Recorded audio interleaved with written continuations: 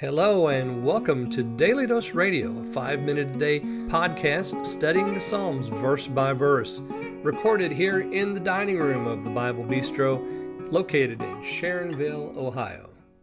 Hey there, friends. Welcome back to Daily Dose Radio here in the Bible Bistro. I'm so glad that you decided to join me today. Listen, let's look today at verses 25 through 28 in Psalm 37. So we've been studying Psalm 37. Last week we studied up through verse 20. This week we're going to study 21 through 40. And yesterday we looked at the first 4 verses in the second half, beginning in verse 21. And saw so many things. I mean, this is a marvelous psalm. Today we're going to see some very similar things.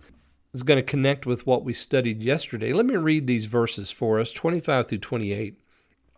I have been young and now am old, yet have I not seen the righteous forsaken, nor his seed begging bread. He is ever merciful and lendeth, and his seed is blessed. Depart from evil and do good, and dwell forevermore. For the Lord loveth judgment, and forsaketh not his saints. They are preserved forever, but the seed of the wicked shall be cut off.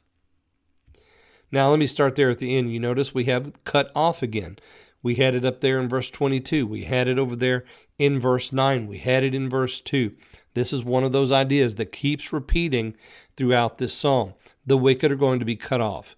They're going to be broken. They're going to be pierced through. They're going to fall down. There's nothing about what's going to happen in their experience that's going to be a good thing. And yet, we have that laid over against what happens to the righteous. They are going to be blessed. They are going to inherit the land. And then you notice what we have here in these verses today.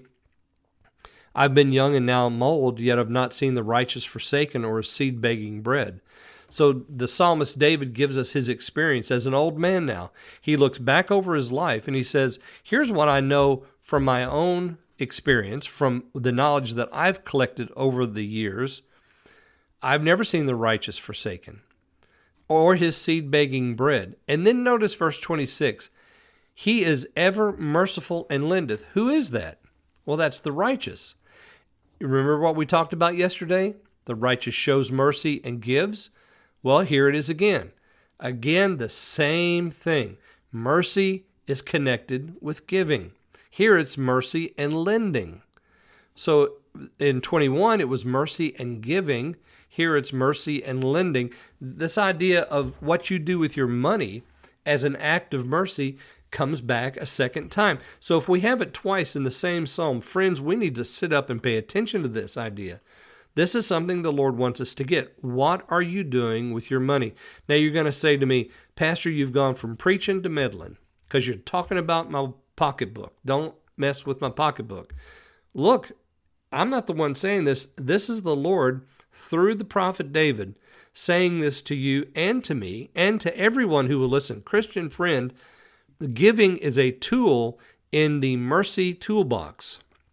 You need to be giving as an act of mercy.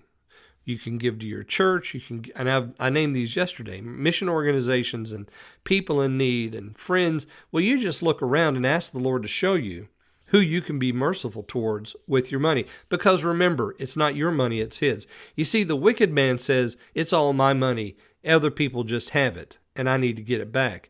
The righteous man says, it's not my money at all, it belongs to the Lord. I need to invest it where the Lord directs me. Look for the places where the Lord will direct you to be merciful with your money. He gives us another principle here. And notice that we have, I said, last week we had the 5+1 precepts. Now we have another precept here in verse 27. It's kind of like what we had there in verse 1. Fret not thyself because of evildoers. Well, here we have it in verse 27. Depart from evil and do good, and dwell forevermore.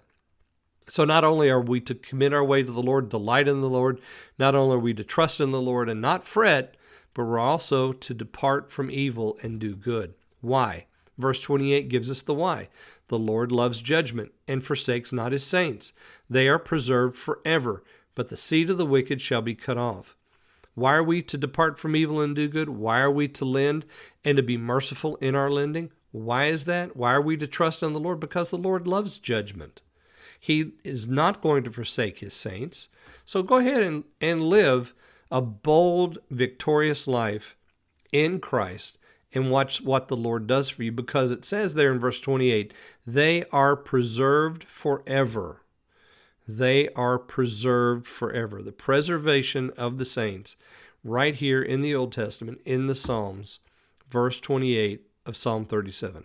All right, join me again tomorrow, and tomorrow we're going to look at verses 29 through 32, and I hope to see you then here on Daily Dose Radio.